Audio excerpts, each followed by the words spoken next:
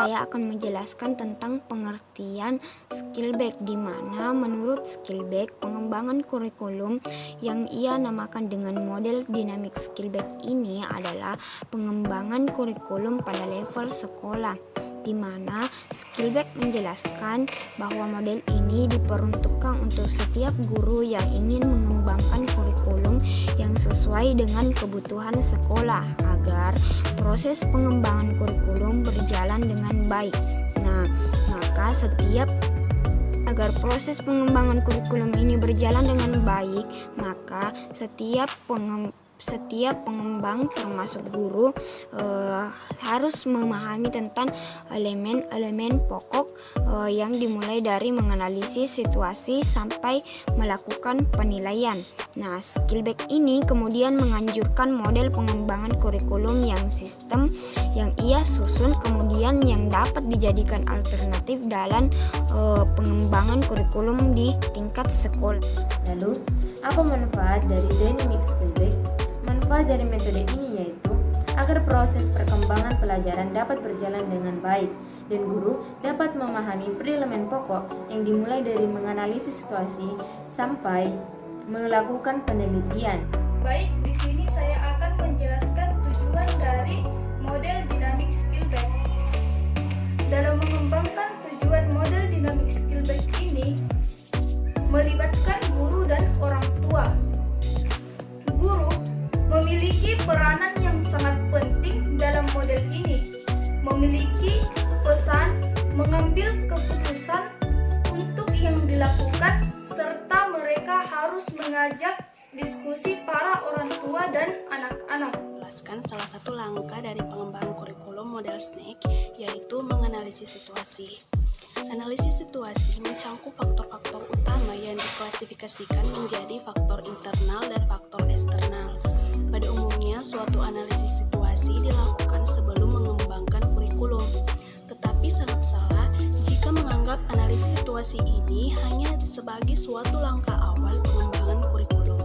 Sepanjang proses mengembangkan suatu kurikulum, guru harus sadar akan situasi yang ada di sekitar, terutama jika faktor tertentu sudah berubah pada saat proses itu berlangsung. Analisis situasi juga dapat berperan penting untuk menentukan efektivitas kurikulum yang baru saja diterapkan. Pengenalan SBCD, School Based Curriculum Development, telah menuntun para guru untuk meninjau kembali tujuan pembelajaran atau pengalaman-pengalaman belajar yang telah disusun. Para guru saat ini menghadapi permasalahan-permasalahan yang berkaitan dengan memilih dan memutuskan pengalaman belajar yang akan diajarkan. Ini berarti para guru harus memperhatikan situasi yang berhubungan dengan pembelajaran yang terdiri dari beberapa faktor, misalnya latar belakang dan pengalaman siswa, sikap dan keahlian guru, iklim sekolah, sumber daya, dan hambatan-hambatan eksternal. Tujuan dari pengkajian ulang sebuah kurikulum adalah untuk menemukan berbagai macam variasi lokal. Tujuan-tujuan itu tidak lagi dikeluarkan sebagai standar baku untuk tiap-tiap sekolah. Skillback menyatakan bahwa tujuan kurikulum tidak bisa hanya disimpulkan dari mata pelajaran saja, tetapi juga disimpulkan dari teori belajar atau diamati dari suatu pemahaman terhadap kebutuhan anak, walaupun masing-masing kebutuhan tersebut dilibatkan untuk memilih tujuan. Pengembangan kurikulum dimulai dengan pemeriksaan atau pengujian kritis dari situasi di tingkat sekolah tertentu. Hal ini dikarenakan tiap-tiap sekolah itu berbeda. Analisis situasi tidak bisa ditransfer dari satu sekolah ke sekolah yang lain. Jika situasi telah dapat dipahami, maka suatu kurikulum akan dapat dikembangkan untuk memenuhi kebutuhan-kebutuhan yang potensial pada situasi tersebut. Dengan begitu, SBCD mengisyaratkan suatu model pengembangan kurikulum yang dimulai dengan suatu analisa faktor yang berhubungan dengan situasi. Ini adalah suatu pendekatan yang lebih komprehensif bagi pengembangan kurikulum daripada pendekatan tradisional yang dimulai dengan tujuan, tetapi tidak memperhitungkan seluruh sumber tujuan itu secara terperinci. Beberapa penulis sudah mencoba untuk memperhitungkan sumber tujuan melalui diagnosa terhadap prestasi dan kelemahan siswa, tetapi ini hanya salah satu faktor dari beberapa faktor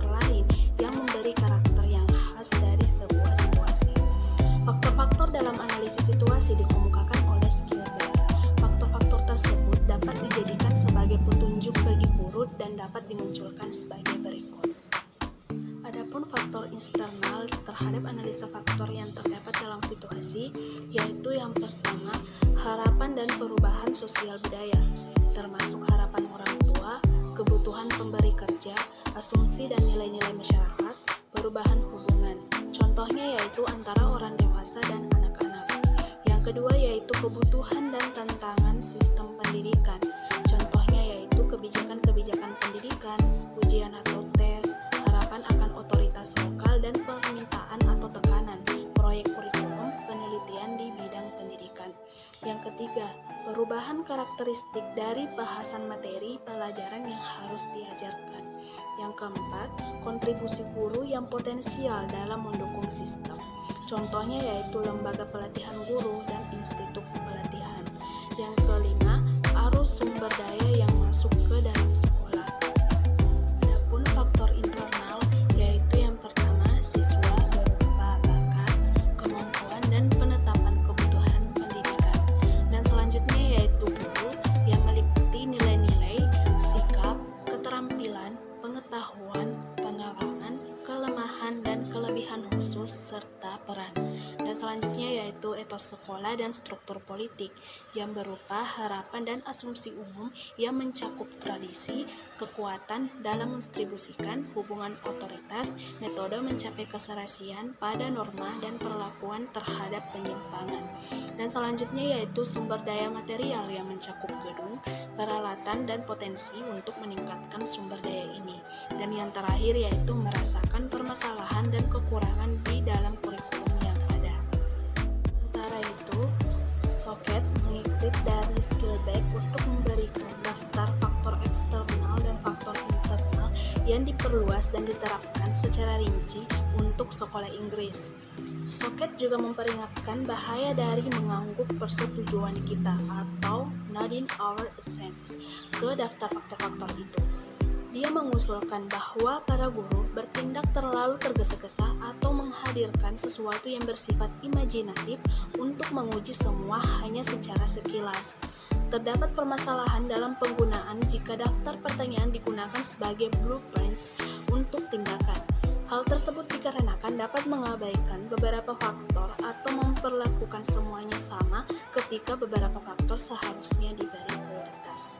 Maka itulah beberapa penjelasan saya terkait dengan analisis situasi. Langkah yang kedua adalah memformulasikan tujuan. Formulasi itu sendiri yaitu sasaran atau perumusan tujuan-tujuan atau goals yang akan dicapai. Langkah yang ketiga yaitu menyusun program. Menyusun programnya itu proses penentuan kegiatan-kegiatan yang akan dilaksanakan oleh seseorang. Langkah keempat itu ada implementasi dan implementasi. Implementasi adalah memberikan kesan atau pendapat pandangannya, sedangkan implementasi adalah pelaksanaan atau penerapannya. Langkah selanjutnya adalah monitoring, feedback, penilaian, dan rekonstruksi. Yang pertama adalah monitoring. Monitoring atau pemantauan adalah suatu proses dari pengembangan kurikulum itu sendiri. Selanjutnya adalah feedback. Feedback adalah umpan balik dari penilaian hasil kurikulum yang dikembangkan. Yang ketiga adalah penilaian. Penilaian adalah tolak ukur dari kurikulum yang dikembangkan itu sendiri. Yang ketiga adalah rekonstruksi. Rekonstruksi adalah penyusunan kembali kurikulum dari data yang diperoleh dari langkah sebelum.